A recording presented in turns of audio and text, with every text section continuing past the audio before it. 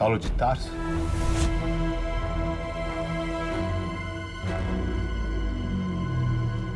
Você é o Saulo? Meu nome é Paulo. Paulo é o principal veículo de Deus para que o evangelho chegasse até os confins da terra. Onde ele ia, ele falava de Jesus, ele abria uma igreja, ele fazia discípulos. Ele tem o dom da palavra. Ele é o maior missionário do cristianismo do primeiro século. O que nós estamos vendo aqui é o cenário que o apóstolo Paulo viu quando passou por esse lugar. Ele está de caminho para Damasco, de repente há uma luz muito forte. Por que você me persegue? O grande encontro com Jesus redimensionou toda a fé dele.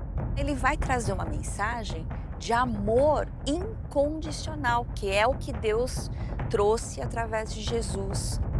Com Paulo, a gente vê o início da igreja primitiva e como eles viviam aquilo que foi ensinado por Jesus. Pela primeira vez, a história de Paulo vai ser contada através de 50 episódios. Foram 450 atores escalados para esse projeto. Nós temos 6 cidades cenográficas, serão 140 cenários. A gente vai acompanhar esse arco de transformação de Saulo para Paulo. Ele não se acomodou em nenhum momento. Então é uma jornada muito grande que vai até o coração de Roma. Paulo queria ir para lá para levar a luz, né? Porque era um lugar muito escuridão. Paulo era um gênio, além de ser um homem extremamente piedoso. Paulo, sem dúvida nenhuma, é o principal apóstolo de Jesus.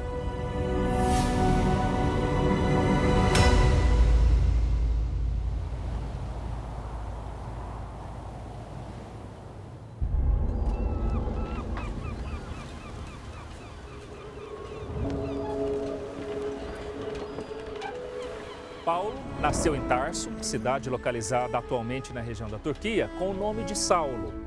Mas é aqui em Jerusalém que ele foi criado e se dedicou aos estudos da tradição judaica sob a orientação do mestre Gamaliel. Ainda como Saulo, foi um fervoroso perseguidor de cristãos.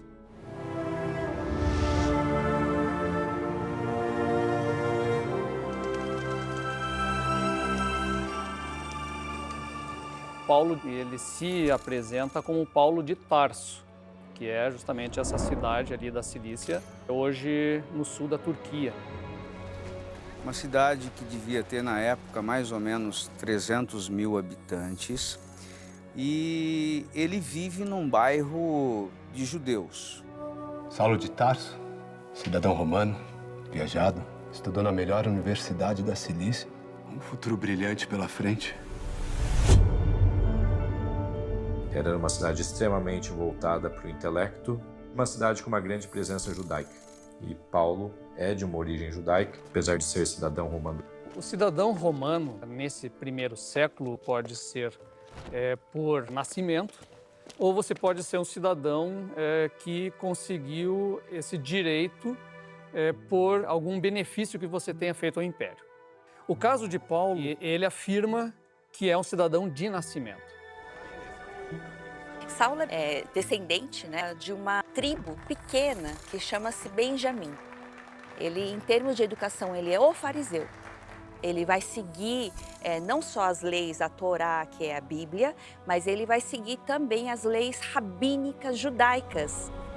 Ou seja, o aprender a ler, o aprender a escrever, está vinculado a essa experiência religiosa. Então, Paulo é formado numa tradição teológica que nós chamaríamos hoje muito conservadora. Eu peço permissão para prender qualquer um que falar em Jesus. A formação como fariseu, ela sempre é apresentada por Paulo como um objeto de muita importância. Então ele sempre puxa essa questão do farisaísmo como um motivo, entre aspas, de orgulho. Assim, né? Eu realmente sei do que eu estou fazendo. Meu filho, você tá tão gelado. Vamos lá para dentro, vem. As pessoas pensam em Paulo como uma pessoa sozinha no mundo. Não, Paulo tinha pai, mãe, tinha um sobrinho. Eu sou o seu tio. Leva ele para brincar. Como é que foi para a família dele? A Bíblia não fala sobre isso, mas a gente sabe que ele teve uma família. Como vai a minha irmã preferida? Você só tem uma. Paulo eventualmente vai para Jerusalém, onde ele estuda com Gamaliel, o rabino do primeiro século. Eu acho que Gamaliel é uma forma de entender um pouquinho da história da humanidade, vamos dizer assim. Ele é um homem que tem uma convicção religiosa, mas é um homem tolerante. Ele consegue enxergar no Saulo todos os conflitos, todas as dúvidas e todo o caminho que ele está seguindo para encontrar o caminho certo. Ainda dá tempo de você desistir, meu filho. Ele é um presidente do Sinédrio, é como se ele estivesse um pouco acima desses sacerdotes e ele pudesse ser uma referência para eles como ensinamento. Paulo está dentro do contexto do Império Romano. Império Romano no seu auge. A gente está falando aí da época da dinastia Cláudio-Juliana, né? Você tem ali desde Augusto, né, o auge do Império na época de Cristo, e aí essa fase do Império de franca expansão ainda. E Paulo, boa parte do ministério dele é debaixo de Nero. Nero, você é o imperador. Você não pode se envolver com seitas. E o Império Romano é uma potência, já dono de vastas possessões no mundo antigo, né? Possessões na África, possessões na Ásia, possessões na Europa. Contemplem, senhoras e senhores, a mais espetacular atração de toda a Ásia! Eles achavam que os deuses deles eram os deuses que deveriam ser seguidos. Então havia uma resistência, uma perseguição e até mesmo uma imposição para que essa cultura religiosa de Roma fosse repassada para os povos aonde Roma, de alguma forma, tinha tutela.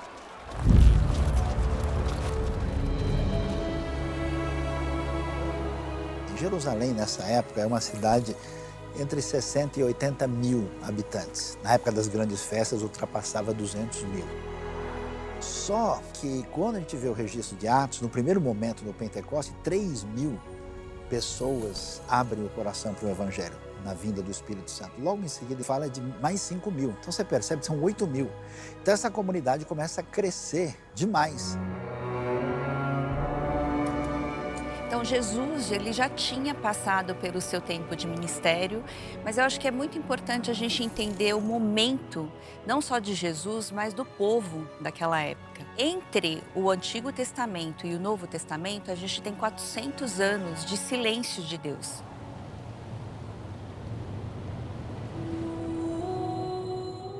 Todo mundo está esperando por um Messias e nesse contexto Jesus vem, só que ele vem de uma maneira completamente diferente, porque o pessoal está esperando um Messias que é um general. Apareceram muitos candidatos a Messias e Jesus é mais um entre esses candidatos a Messias. Aquilo incomoda as autoridades.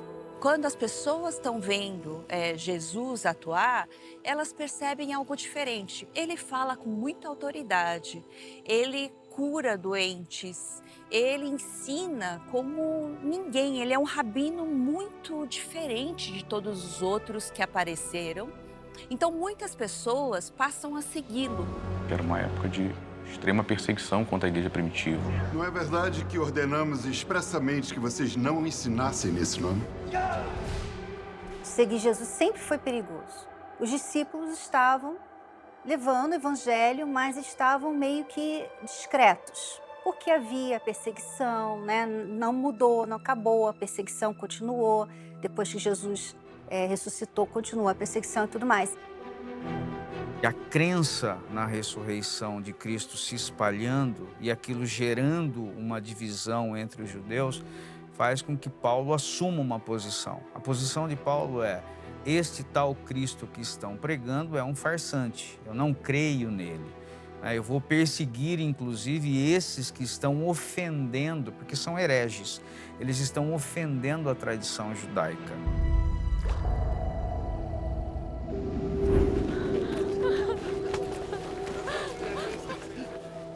Ele era esse fariseu muito zeloso com a palavra, com a lei. Só que ele não conhecia o evangelho, ele não conhecia Jesus. E ele ouviu falar dessa seita, né? Seita. Então ele com uma pessoa muito zelosa, não, a gente tem que acabar com isso, a gente tem que prender essas pessoas.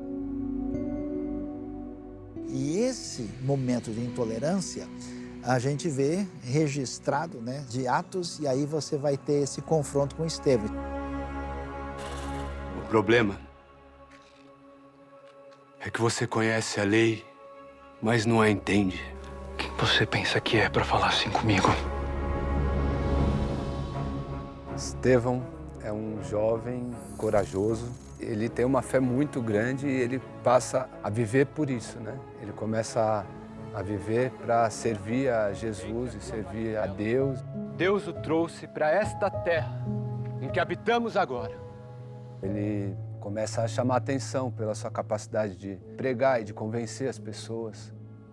Então, isso incomoda muito Saulo e todos os outros do Sinédrio. Esse cenário grandioso é o chamado Alpendre de Salomão, que ficava no complexo do templo em Jerusalém. Aqui acontece o martírio de um discípulo de Jesus, Estevão, na presença do fariseu Saulo. Um acontecimento decisivo na vida do homem que pouco tempo depois se transforma em Paulo. Então, quando ele experimenta uma situação de apedrejamento de alguém como Estevão, ele diz, provavelmente, né, no seu coração, como que um homem tem coragem de, diante das autoridades, diante de todo mundo, sabendo que vai morrer, ter essa ousadia? De forma brutal, saduceus, fariseus aqui, polvorosos, nervosos, revoltados com ele. Porque o que ele falava é totalmente contra o que eles acreditam e o que eles pregam. Blasfêmia! Blasfêmia! Qual o sentimento dessa cena? Revolta. Ele foi o mártir. Se não fosse ele, não estaríamos hoje falando de Paulo. Foi Saulo que consentiu que Estevão fosse apedrejado. Aquilo deve ter gerado uma experiência de profunda confusão. Quer dizer, ele faz parte desse caminho de intolerância diante dessa realidade que está surgindo. O que Saulo não sabia, então, é que ali ele já estava servindo ao Senhor. Muito emocionante, acho que para todos envolvidos, tanto na frente da câmera ou atrás das câmeras. É uma cena muito forte, né? Porque o Estevão, a primeira pessoa a morrer em nome de Cristo depois de Cristo.